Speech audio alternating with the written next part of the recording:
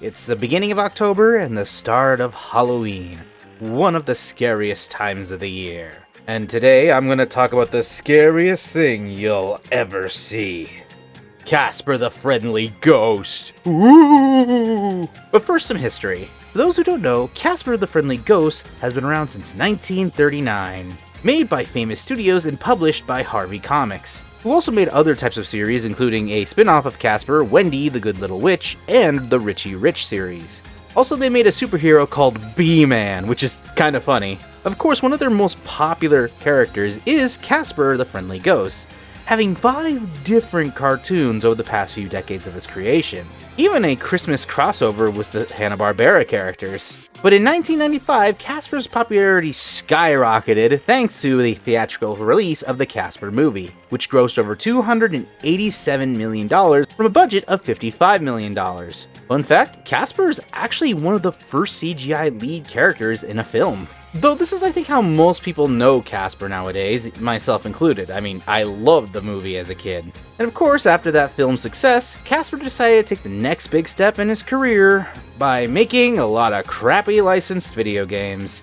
Yeah, I told you this was going to get scary, because we're going to be looking at 5 licensed Casper games made by different studios and for different consoles. Note, this isn't every Casper game, surprisingly. However, these are the only games I got a hold of on account of, well, you know, I don't want to spend so much money on an SNES or a Sega Saturn. But of course, we have to start with the very beginning of this franchise, and the one that started it all. Casper on the PlayStation 1, of course based off the film. The game was released in 1996 and developed by Funcom and published by Interplay. Those names kinda sound familiar if you think about it, considering Funcom is the same studio that also made Mutant Year Zero, Road to Eden, and you might remember Interplay as the people who made Fallout 1 and 2, Clay Fighters, and Baldur's Gate. Yeah, and this was still a big name studio, who got their hands on a Casper license, of all things. Casper wants to befriend the human characters of Dr. Harvey and his daughter Kat, and the only way to do that is to make sure to find a book and a rose hidden within the mansion. Yeah, this is actually one of the weirdest things about the Casper game. This is actually a dungeon crawler in a way. Kinda makes sense considering it is made by Interplay, having a top-down feel somewhat similar to the classic Legend of Zelda game. However, there is a massive learning curve with this game. I mean, you can only find how to play the game in the main menu of the game when you start it up. So if you start the game and have no idea what to do, well, you're practically screwed.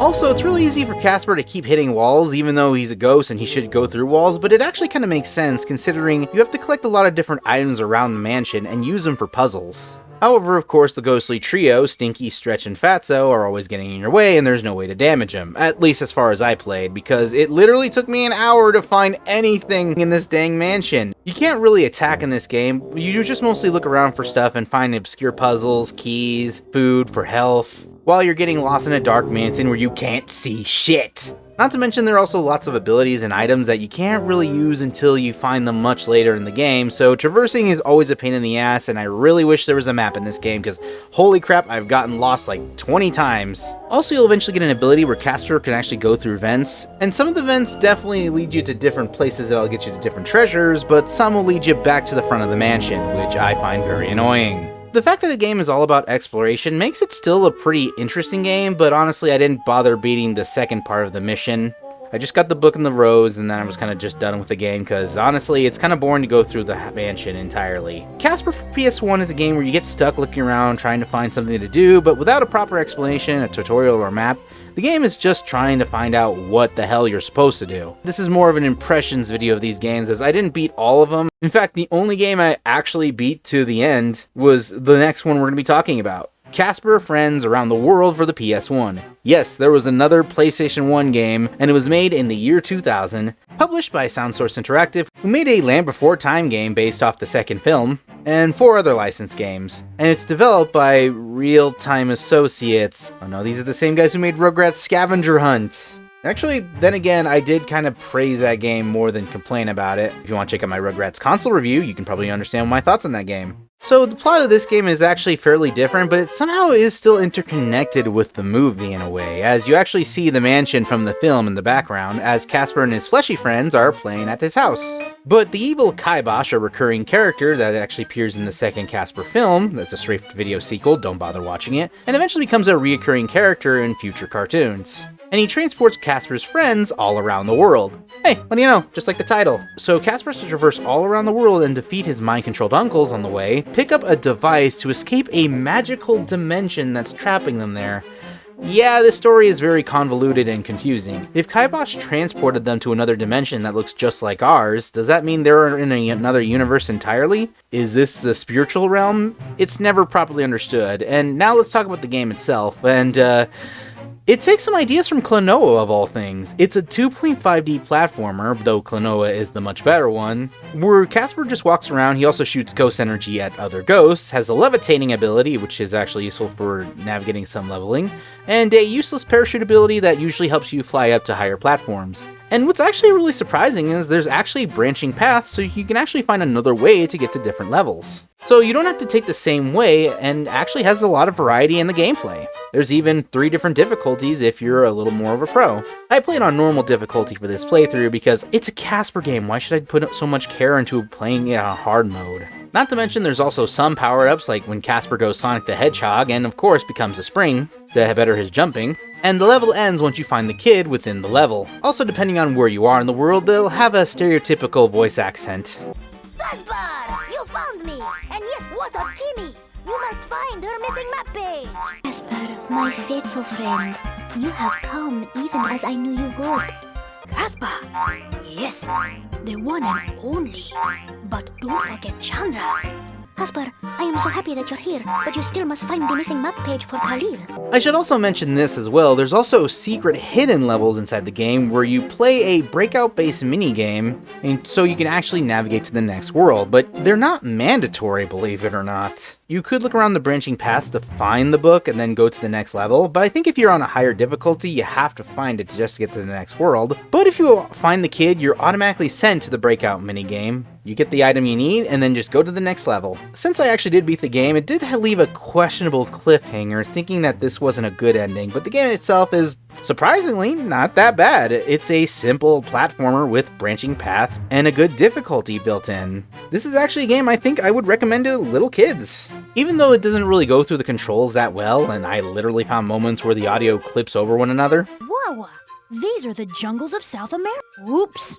Casper Friends Around the World is a pretty decent platformer game. Well, I think that's pretty much all for the PlayStation, so why don't we move to the Nintendo GameCube so I can boot up the Game Boy player, because we're going to talk about Casper on the Game Boy Advance.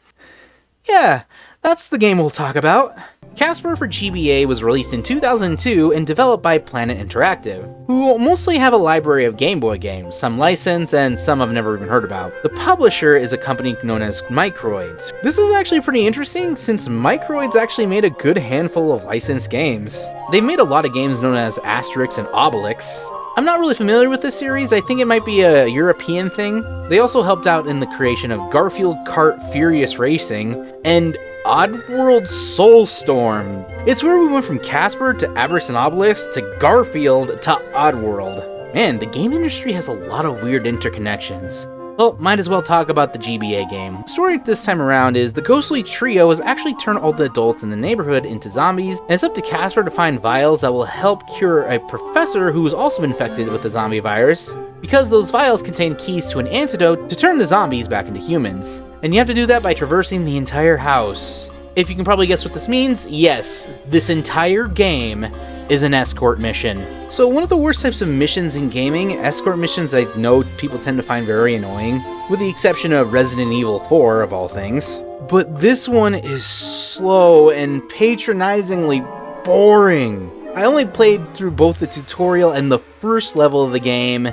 It took me an hour to get through those 2 levels alone, that's how slow it is. So of course you control Casper, and using the L and R button you can switch between different abilities specific for situations, such as a plank to help escort the zombie across the block. Casper can pick up items and talk to kids. A scaring ability, which is something Casper doesn't really do in his series, because he's a friendly ghost.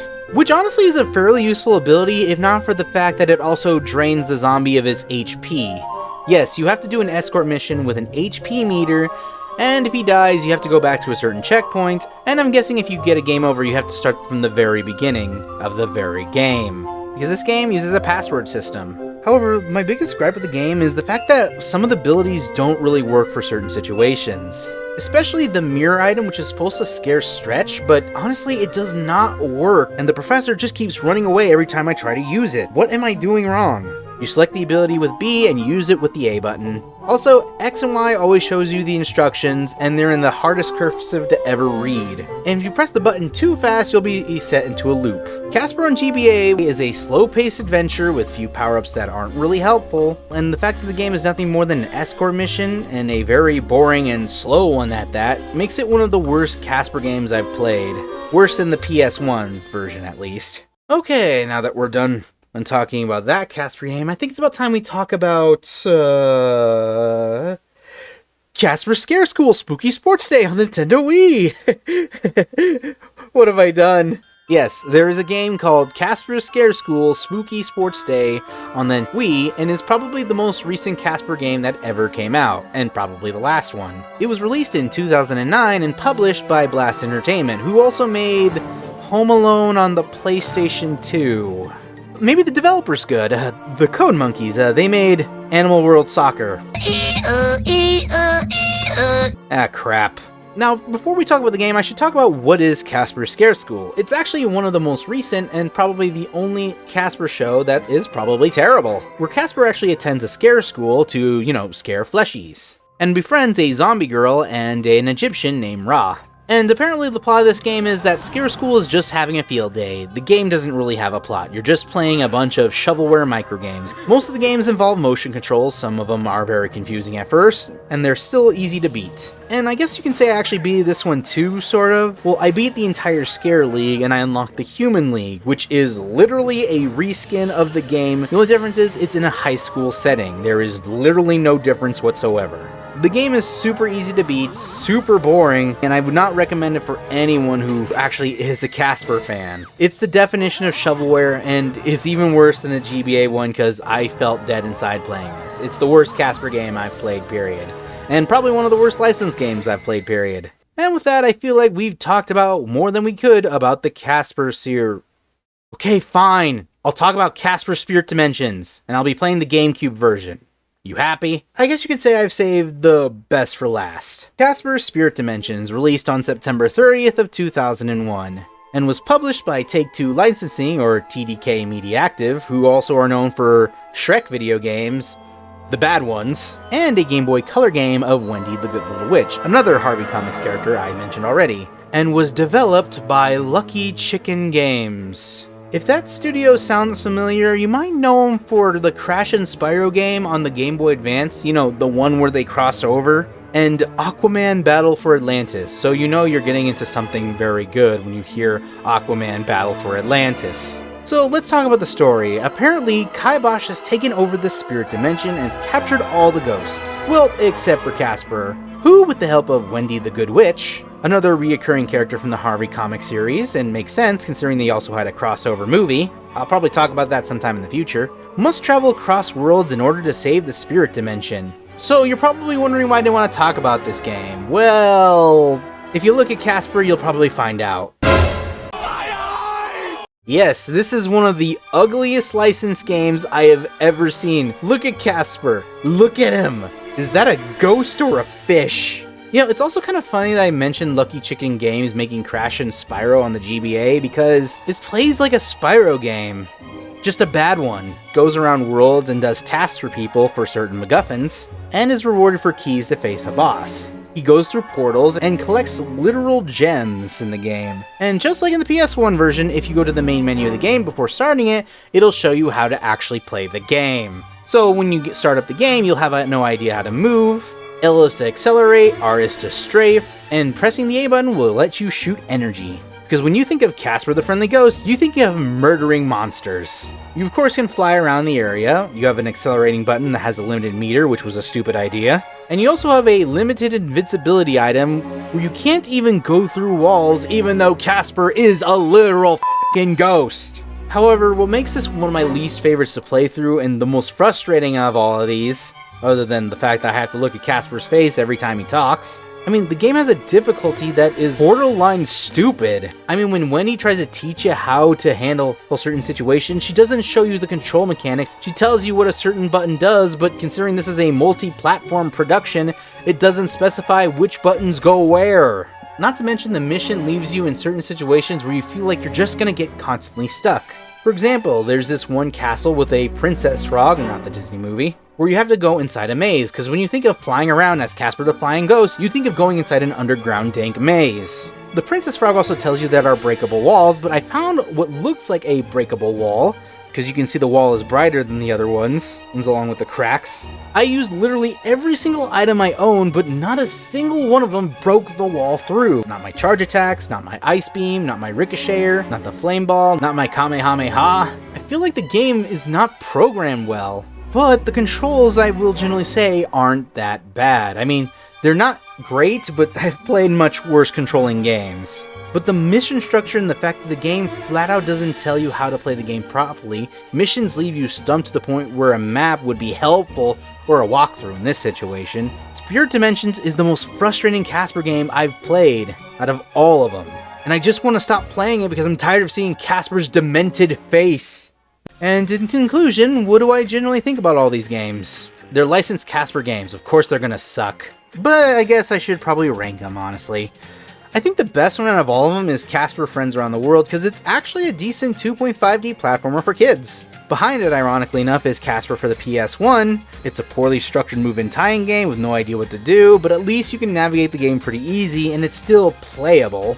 Behind it is Casper Spirit Dimensions due to its frustrating mission structure, but at least the controls actually work for this one. Followed by Casper for the GBA, which is a slog to sit through with mechanics that don't even work, so Casper Spirit Dimensions wins on that front. And of course the worst being Casper's Scare School Spooky Sports Days, well, because it's literal shovelware, what'd you expect? Ugh. After playing all those Casper games, I'm a little exhausted. And this is only the first video for Halloween. I've got 2 other videos, one of which is a fairly recent production. So if you want to check that out, make sure to subscribe and ring the bell for notifications. So until next time guys, happy Halloween.